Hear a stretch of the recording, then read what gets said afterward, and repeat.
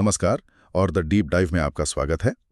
आज हम इतिहास के एक ऐसे लम्हे पर बात करने वाले हैं जहां एक साम्राज्य का भविष्य मतलब एक पूरी सल्तनत की किस्मत बस एक तीर के फासले पर टिकी थी। हम बात कर रहे हैं पानीपत की दूसरी लड़ाई की। हमारे पास जो दस्तावेज हैं, जो ऐतिहासिक वृत्तांत हैं, वो हमें सीधे 5 नवंबर 1556 के उस दिन में ले जाते हैं। लेकिन हमारा मकसद सिर्फ यह दोहराना नहीं है कि कौन जीता और कौन हारा।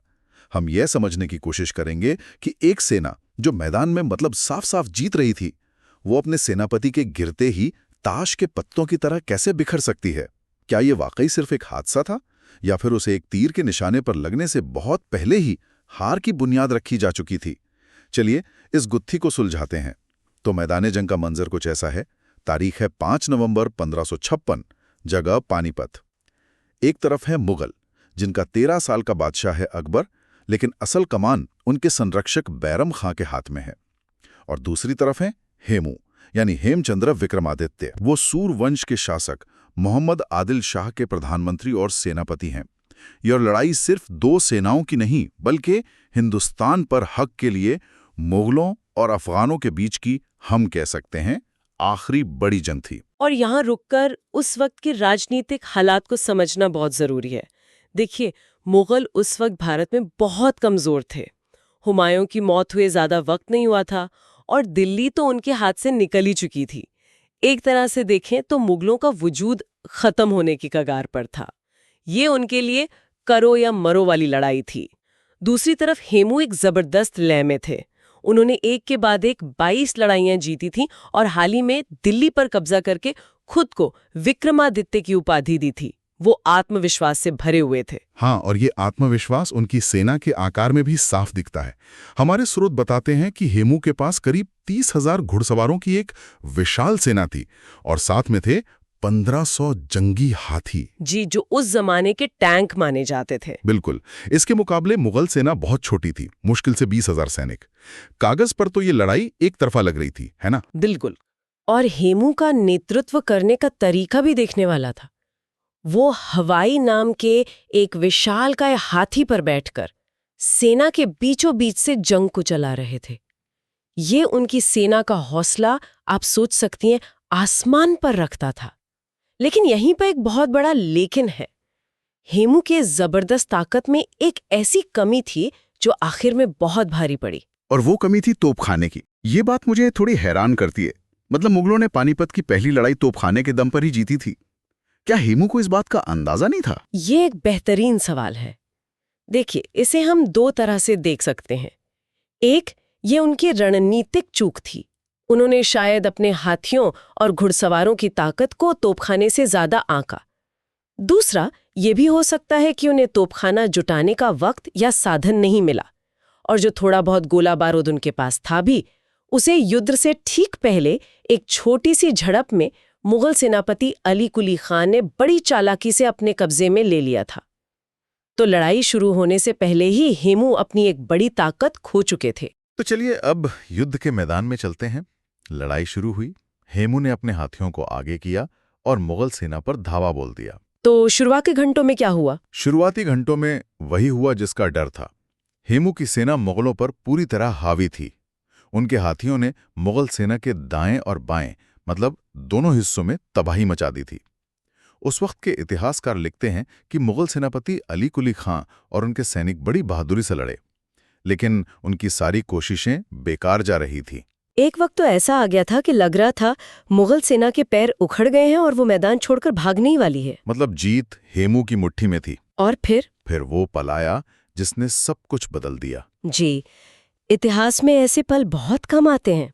जब युद्ध अपने चरम पर था, हेमू अपने हाथी हवाई पर बैठकर जीत की ओर बढ़ रहे थे, तभी न जाने कहां से एक तीर आया और सीधा उनकी आंख में जा लगा। वो तीर उनकी आंख को भेदता हुआ सिर के पार निकल गया। और इसके बाद जो हुआ, वो लड़ाई से ज्यादा मनोविज्ञान का खेल था। बिल्कुल सही कहा आपने।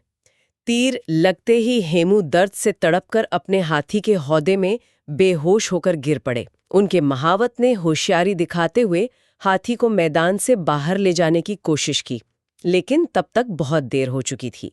हेमू की सेना ने जैसे ही अपने सेनापति का ओहदा खाली देखा, उनमें भगदड़ मच गई। किसी ने अफवाह उड़ा दी कि राजा मारा गया, और बस वो विशाल सेना जो कुछ पल पहले जीत रही थी, बिना किसी नेतृत्व के घबराकर चारों तरफ भागने लगी। जीत एक झटके में हार में बदल गई। ये तो अविश्वसनीय है। एक सेना का मनोबल सिर्फ एक व्यक्ति पर इतना कैसे टिक सकता है? इसी भगदड़ के बीच फिर हेमू का क्या हुआ? उसी अफरा तफरी में मुगल सेना के एक कमांडर थे शाह कुली मेहरम। उन्होंने हेमू के हाथी को पहचान लिया और उसे पकड़ लिया।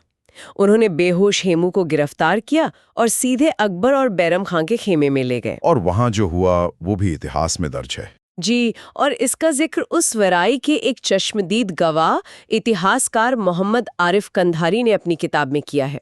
वो लिखते हैं कि जब घायल हेमू को अकबर के सामने पेश किया गया तो बैरम खां ने 13 साल के अकबर से कहा कि वो अपने हाथ से इस काफिर का सिर कलम करें और गाजी यानी धर्म योद्धा की उपाधि हासिल करें। कंधारी के मुताबिक अकबर ने ऐसा करने से मना कर दिया। उन्होंने कहा कि वो एक निहत्थ थे और लगभग मरे हुए दुश्मन पर वार नहीं करेंगे। इसके बाद बैरम खां ने खुद अपनी तलवार से हेमू का सिर धड़ से अलग कर दिया। जीत के बाद का मंजर भी काफी क्रूर था। दुश्मन सैनिकों के कटे हुए सिरों की एक मीनार बनाई गई। ये शायद विरोधियों में खौफ पैदा करने का एक तरीका था। और अगले ही दिन मुगल फौज ने विजेता की तरह दिल्ली में प्रवेश किया। इसी पूरी घटना पर इतिहासकार आरपी त्रिपाठी की एक बात मुझे हमेशा याद रहती है। वो कहते हैं, हेमू की पराजय एक दुर्घटना थी, परंतु अकबर की विजय दैवीय संयोग थी। इसका मतलब ये है कि हेमू की हार तो एक हादसा थी, एक तीर का नतीजा, लेकिन अकबर की जीत को सिर्फ एक संयोग नहीं बल्कि ऊपर वाले की मर्जी के तौर पर देखा गया। ये एक तरह का प्रोपेगेंडा भी था जिसने मुगल सल्तनत को एक नई जिंदगी और वैधता दी। यहां आकर मेरे मन में फिर वही सवाल उठता है। इतिहास में अक्सर एक लम्हे को पूरी कहानी का विलेन बना दिया जाता है। यहां वो लम्हा था, वो तीर। लेकिन क्या वाकई एक इतनी बड़ी लड़ाई, एक साम्राज्य का भविष्य सिर्फ एक तीर पर टिका हो सकता है? या उस तीर के लगने से पहले ही हेमू की रणनीति में कुछ बुनियादी खामियां थी? जरूरी सवाल है, और इसका जवाब है नहीं। सिर्फ तीर ही वजह नहीं थी। पहली और सबसे बड़ी वजह तो वही थी जिसकी हमने बात की, तोपखाने की अनदेखी। ये एक ऐसी तकनीकी कमी थी जिसे सिर्फ बहादुरी से पूरा नहीं किया जा सकता था। हेमू ने पानीपत की पहली लड़ाई से कोई सबक नहीं सीखा, जहां बाबर ने तोपों के दम पर ही इब्राहिम लोदी की विशाल सेना को हराया था। और दूसरी वजह? दूसरी वजह थी उनकी सेना का ढांचा। हेमू की पूरी सेना सिर्फ और सिर्फ उनके करिश्माई नेतृत्व पर टिकी थी। वो एक वन मैन शो थे। जैसे ही वो गिरे, किसी और कमांडर ने सेना की कमान संभालने की कोशिश तक नहीं की। कोई प्लान बी था ही नहीं। ये दिखाता है कि सेना में सेकंड लाइन लीडरशिप की भारी कमी थी। अच्छा, और क्या कोई अंदरूनी कारण भी थे, जैसे सेना के भीतर कोई मतभेद? बिल्कुल, ये तीसरा और शायद सबसे गहरा कारण है। देखिए, हेमू खुद अफगान नहीं थे। वो एक हिंदू बनिया परिवार से थे जो अपनी काबिलियत के दम पर इस पद तक पहुंचे थे। लेकिन वो जिस सेना का नेतृत्व कर रहे थे, उसमें ज्यादातर सरदार अफगान थे। कई अफगान सरदार मन ही मन हेमू की इस तरक्की से जलते थे और उसे अपना नेता मानने में हिचकिचाते थे। तो जब तक हेमू सामने थे, वो लड़ते रहे। जैसे ही हेमू नजरों से ओझल हुए, उन सरदारों ने सेना को एकजुट रखने की कोई खास कोशिश नहीं की। शायद उन्हें लगा कि हेमू के बाद उनका नंबर आ सकता है। ये अंदरूनी फूट हार की एक बड़ी वजह बनी। इन सब बातों के बीच एक बहुत ही दिलचस्प बात सामने आती है, और वो भी मुगलों के खेमे से। अकबर के दरबारी इतिहासकार अबुल फजल ने अपनी किताब अकबरनामा में हेमू की तारीफ की है। ये बहुत अजीब लगता है कि कोई अपने सबसे बड़े दुश्मन की तारीफ करे। ये असाधारण है और ये हेमू के कद को दिखाता है। अबुल फजल लिखते हैं, वो अत्यंत श्रेष्ठ सेवक था और उसकी आत्मा महान थी।